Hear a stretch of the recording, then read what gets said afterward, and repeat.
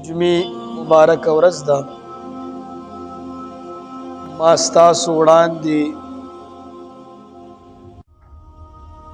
د ګاونډیانو د حقوقو باره کې د قرآن یو آیات ولوستلو او د نبی علیہ الصلوۃ والسلام د احادیثو مبارکو نه یو حدیث وایي.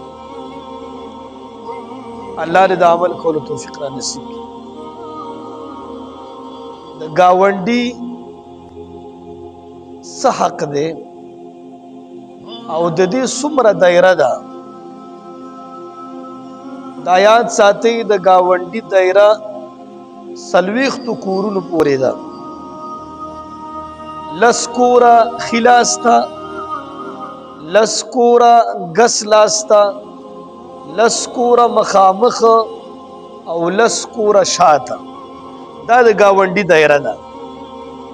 خو بیا نږدې گاونډي هغه دی چې کوم تا سره دیوال په دیوال 3 سیټونو ته تقریبا لګېدلی. بیا هغې نه پس د مخامخ کور والا دې سیټونو والا د دې حق داسې ترتیب سره په قرآن کې الله پاک حقوق ذکر کوي. د مور او پلار د ټولو ذکر کړي دي. منګه وی والجار ذی القربى یو حق د نږدې رشتہ د نږدې گاونډي دی. جار ویلې کیږي گاونډي ته ذی القربى. والجار الجنب او لری گاونډي. والصاحب بالجنب نو مفسرین ته مراد اخلي دنه خزه مراد ده. نو زمون مقصد په دې گاونډي کې دی چې الله په قرآن کې نږدې گاونډي او لری گاونډي د دواړو حق ذکر کوي. او احادیث مبارکو کې نبی علیہ الصلوۃ والسلام فرمای ما زال جبریل یوصینی فی الجار. وای ما ته جبرائیل علیہ الصلوۃ والسلام دومره بار بار راتلو د گاونډي باره کې حتی ظننت انه سیورثه. وای زما دا ګمان راغی چې دا په میراث کې شریکي. ما ته دومره بار بار جبرائیل علیہ الصلوۃ والسلام د گاونډي باره کې راتله چې زما ګمان دا راغی چې دا په میراث کې چرته شریکي. دومره لوی مرتبه د گاونډي. بل ځکه نبی علیہ الصلوۃ والسلام فرمای والله لا یؤمن زمانه د الله په ذات باندې قسم وی هغه سړی مؤمن نشي کېدلی. والله لا یؤمن 3 پیری وی والله لا یؤمن. رسول الله مبارک 3 پیری قسم خوري. زمانه د الله په ذات باندې قسم وی مسلمان نشي کېدلی، مسلمان نشي کېدلی، مسلمان نشي کېدلی. صحابه او فرمایل قیل من یا رسول الله اے دا الله رسوله کوم سړی لا یؤمن مسلمان نشي کېدی. دا 3 پیری د چا باره کې خبرې وکړي. نبی علیہ الصلوۃ والسلام او فرمایل لا یأمن جاره بوائقه. د چا د تکلیف نه چې گاونډي په امن کې نه وي دا سړی مؤمن نشي. دا ډیره سخته خبره ده. نبی علیہ الصلوۃ والسلام 3 پیری وی والله لا یؤمن. یار تاسو سوچو کې دا الله رسول صلی الله علیه وسلم 3 پیری وی والله لا یؤمن والله لا یؤمن والله لا یؤمن. صحابه وی چې دا نبی علیہ السلام سوګ یادای. قیل من یا رسول الله سوګ یادای ته الذي لا یأمن جاره بوائق. چې دا غي گاونډي د اغه د تکلیف نه په امن کې نوی دا سړی مسلمان شي. الله بل ذکر نبی علیہ الصلوۃ والسلام فرمای لا يدخل الجنه من لا يأمن جاره بوائقه. اگه سړی به جنت کې نه داخلي چې د کم سړی نه د هغې ګاونډي په امن باندې نه وي. دا سړی جنت کې نشي داخلېدلی. اوس دا تعلیمات صحابو څنګه خپل کړي دي؟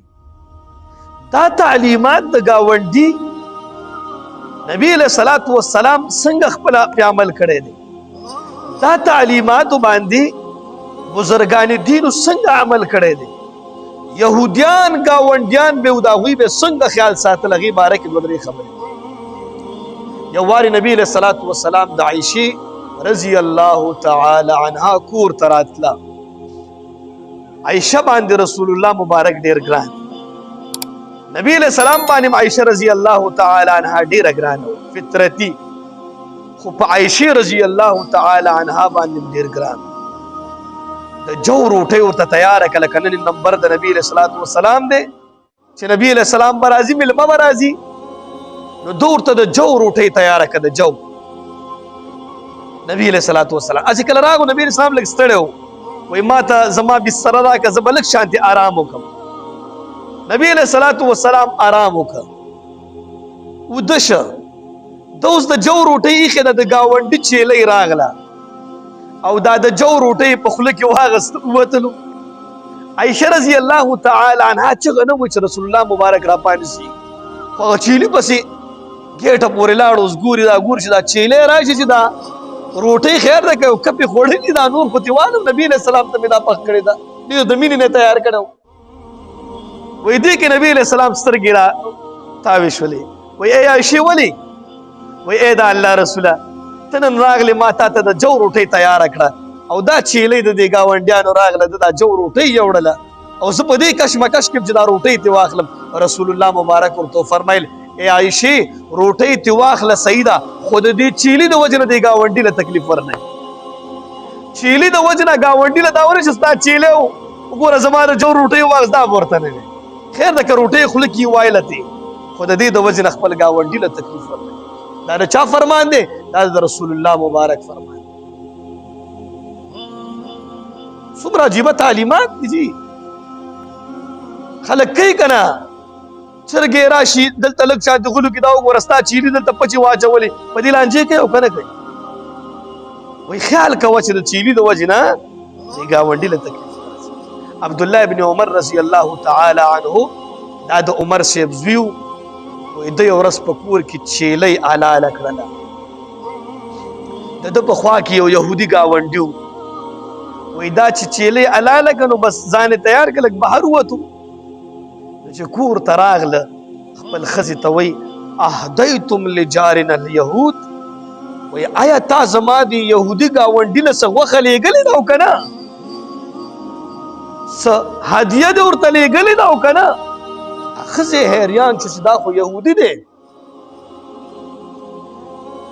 عبدالله ابن عمر رضی الله تعالی عنه ورته وفرمایل وایي ای زما ښځې ما د رسول الله مبارک نه اورېدلي دي چې جبرائیل ما ته دومره بار بار راتلو د گاونډي د حق باره کې وایي چې زما ګمان کې دا راغی چې په میراث کې الله شریکوي وایي د دې د وجې نه د گاونډي ډېر زیات حق. مطلب که ستا ګاونډي یهودي وي د هغې به هم خیال ساتي. نبی علیہ الصلوۃ والسلام فرمایي ان الجیران ثلاثة گاونډي دا په درې قسمه دی. جار له حق واحد یو گاونډي داسې وي چې د هغې په تا باندې یو حق لازم دی چې یو حق بیا ادا کړې. وجار له حقان بعضې ګاونډي داسې دي چې د هغې په تا باندې دوه حق لازمیږي. وجار له ثلاثة حقوق بعضې ګاونډي داسې وي چې د هغې درې حقه په تا باندې. اوس واورئ چې اول حق د چا دی؟ الذي له ثلاثة حقوق د چا چې درې حق په تا باندې لازم دي. الجار المسلم ذو الرحم هغه ګاونډي چې مسلمانان وي او ستا رشته دار دي. نو ګاونډي هم دی مسلمان هم دی ستا رشته دار هم دی. نبی علیہ الصلوۃ والسلام فرمایي د درې حق په تا باندې لازم دي چې ادا کړي. والجار الذي له حقان د کم ګاونډي چې په تا باندې دوه حق دي. الجار المسلم مسلمان ګاونډي رشته دار نه دی مسلمان دی. یو ګاونډي توب شو او یو مسلمانی شو د ده تا باندې رسول الله مبارک فرمایي چې دوه حق دي. والجار الذي له حق واحد چې د کم ګاونډي یو حق دی. الجار الکافر د کافر ګاونډي په تا باندې یو حق